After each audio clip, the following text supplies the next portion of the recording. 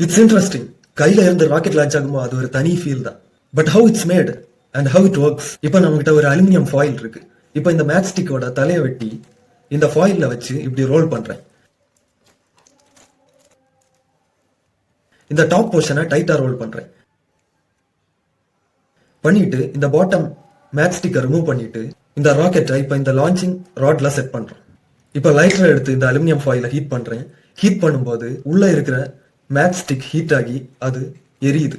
எரியும் போது hot gases produce ஆகி வேற வழி இல்லாம இந்த நாசல் ஓப்பனிங் வழியா ரிலீஸ் ஆகுது. ஸோ நியூட்டன்ஸ் தேர்ட் லா படி பார்த்தோம்னா ஒவ்வொரு வினைக்கும் அதற்கு இணையான எதிர்வினை உண்டு.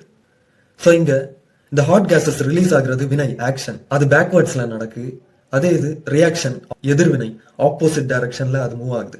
ஸோ ரியல் ராக்கெட்ல ஒர்க் ஆகுற அதே பிரின்சிபல் தான் இங்கேயும் ஒர்க் ஆகுது. அடல்ட் சப்போர்ட் இல்லாம யாரும் இந்த எக்ஸ்பெரிமெண்ட்டை ட்ரை பண்ண வேண்டாம். இது மாதிரியான எஜுகேஷனல் வீடியோஸ்க்கு நம்ம சேனலை சப்ஸ்கிரைப் பண்ணுங்க. Be in touch with no pounds.